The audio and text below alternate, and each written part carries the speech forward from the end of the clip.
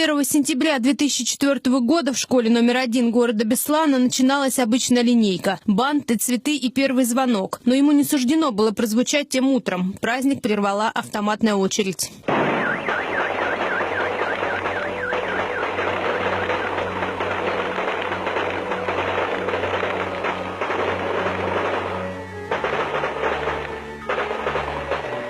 Те спецназовцы, которые спасали наших детей, это была одна группа.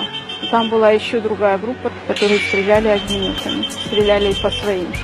2 часа шквальный огонь пошел сюда полностью, и больше отсюда никто не вышел. Я видела, как танк стреляет. До меня не доходило, что это действие наших сил. Все теракты, которые были совершены в России, все просто до единого они были организованы и проведены российскими спецслужбами. Танки применять мог отдать приказание вне целевого направления, то есть здесь в школе мог отдать по закону об обороне только президент Российской Федерации.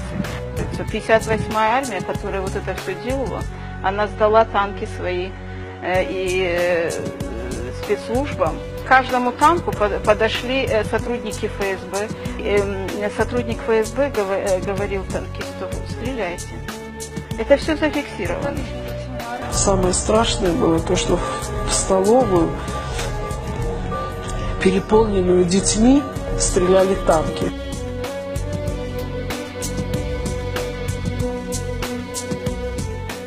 Деревья были спилены в июне месяце. Уже крона была зеленая. И спилены они были для того, чтобы был вот обзор такой. В актовом зале было сложено оружие задолго до теракта. Если бы они привезли его с собой, смысл прятать это оружие под сцену. В первом ящике было там вот такие бомбы, как там внизу. Это растяжки делают. Потом автоматы были. А гранат тоже были.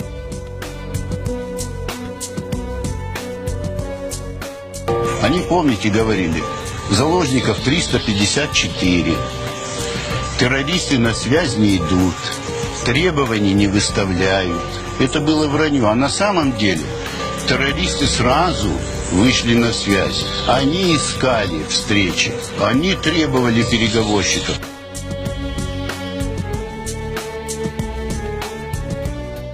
Он сказал: я с себя ответственности не снимаю.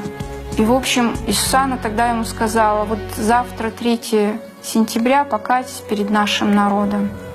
Он сказал: я бы покаялся, но меня неправильно поймут.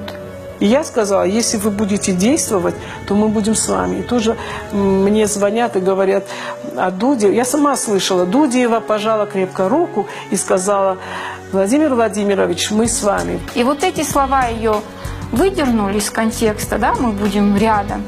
Мы еще не прилетели, а слова были уже здесь. Представляете? Пока Путин разъезжает по форумам и саммитам, на акции бесланских матерей задержали 6 женщин из общественной организации «Голоса Беслана». Так называемым полицейским не понравились их футболки с надписью «Путин – палач Беслана». Кого вы хотите испугать? Больше того, что вы потеряли, больше хуже не будет. Те, которые огнеметом стреляли, они тоже приказы выполняли. Спецслужбы назывались. Ты приказ выполняешь. Почему ты меня пугаешь здесь? Какой статьей я нарушила? Какой статью нарушила? Какой закон? Какие законы вообще в России существуют? Все против народа. Наверное, 18. Вот это Путин тоже против народа, в конце концов. И вы все прекрасно это знаете. Все. Да, милиция очень постаралась, чтобы завести на нас дела. Они приписали, что мы распространяли листовки, что мы кричали полицейским, что они убийцы наших детей. Это несуразно, потому что то, кого мы обвиняли в смерти детей, было написано у нас на футболках. Снимать-то было не положено, выходить в этих майках было не положено. Это у нас не положено. Стрелять по детям, находящимся по заложникам детям в заминированной школе, у нас положено. врать и не нести за это никакой ответственности у нас положено. Это была совершенно чистая ситуация выбора. И Путин выбрал свою победу политическую и смерть детей. Этой ценой была куплена, так сказать, политическая, то, что было названо политической победой Путина. После Беслана Владимир Путин провел политические реформы, которые в СМИ назывались укреплением вертикали власти. Выборы губернаторов отменены, полномочия спецслужб увеличены.